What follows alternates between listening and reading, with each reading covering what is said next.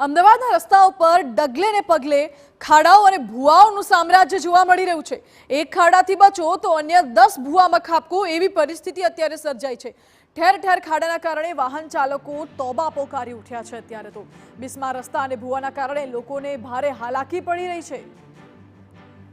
મહત્વનું છે કે અમદાવાદમાં પારસનગર વિસ્તારમાં વધુ એક મહાકાય ભૂવો પડ્યો છે। ડ્રેનેજ લાઇનમાં ભંગાણ થતા ભૂવો પડ્યો હોવાની આશંકા છે। ભૂવામાં પુરાણની કામગીરીના કારણે અતિ વ્યસ્ત રસ્તા પર ભારે ટ્રાફિક જામ સર્જાયો। અગાઉ પણ આ વિસ્તારમાં પોલીસ સ્ટેશન રોડ પર ભૂવો પડ્યો હતો।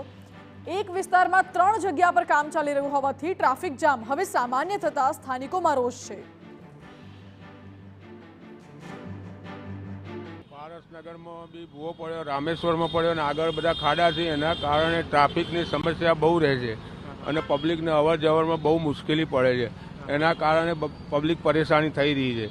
મ્યુનિસિપાલિટીનું કામ છે પણ છે તો ગોકળ ગતિથી કામ ચાલે છે। એના કારણે બહુ તકલીફ પડે છે અને લોકો હેરાન થાય છે, પરેશાન થાય છે।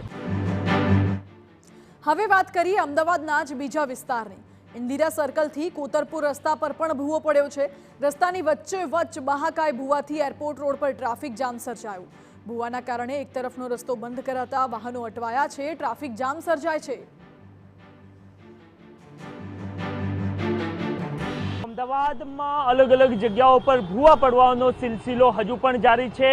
કોતરપુર રોડ કે જે અમદાવાદ એરપોર્ટથી લઈને કોતરપુર તરફ જઈ રહ્યો છે, ત્યાં આપ જોઈ રહ્યા છો કે મહાકાય ભૂવો પડેલો આપને જોવા મળી રહ્યો છે। મહત્વનું છે કે અમદાવાદમાં અત્યાર સુધી ભૂવા પડવાની સંખ્યા છે એ 40ને પાર થઈ ચૂકી છે અને એક બાદ એક ભૂવા પડવાનો સિલસિલો હજુ પણ જારી છે। કોતરપુર પર પડેલા આ ભૂવા બાદ અત્યારે હાલ મહાનગરપાલિકાની ટીમ દ્વારા ખોદકામ કરવાનું અથવા તો પુરાણ કરવાનું કામ ચાલુ કરી દેવામાં આવ્યું છે, પરંતુ એક તરફનો રોડ બંધ કરવામાં આવ્યો હોવાને કારણે આપ જોઈ રહ્યા છો કે લાંબો ટ્રાફિક જામ પણ સર્જાઈ ચૂક્યો છે। મહત્વનું છે કે મહાનગરપાલિકા દ્વારા ચોમાસા પહેલા જ અમુક જગ્યાઓ પર ભૂવા પડવાની શક્યતાઓ દર્શાવવામાં આવી હતી, પરંતુ આ ચોમાસામાં અનેક એવી જગ્યાઓ છે કે જ્યાં એમના દ્વારા અંદાજો પણ લગાવવામાં આવ્યો ન હતો કે આ જગ્યા પર ભૂવા પડી શકે છે।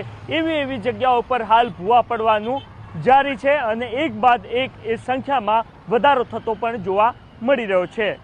કેમેરામેન વિવેક ઠાકુર સાથે નરેન્દ્ર રાઠોડ, TV9 અમદાવાદ। આમ તો એએમસી દ્વારા મોટી વાતો કરવામાં આવે છે કે મહાનગરપાલિકા વિકાસના અનેક કામો કરે છે, પરંતુ કડવી હકીકત તો એ છે કે અમદાવાદમાં છેલ્લા 3 થી 4 વર્ષોમાં પડેલા ભૂવાના આંકડા જાણી તમને પાલિકાએ કરેલી સાચી કામગીરીનો કાળો ચિઠ્ઠો દેખાશે। મેગા સિટીમાં ભૂવાની હરણફાળ જામી હોય તે પ્રકારે છેલ્લા 4 વર્ષમાં ભૂવાનું સામ્રાજ્ય અમદાવાદ શહેરમાં જોવા મળી રહ્યું છે। અલગ અલગ વિસ્તારો હવે ભૂવાગ્રસ્ત થઈ ગયા છે તેવું કહીએ તો પણ ચાલે।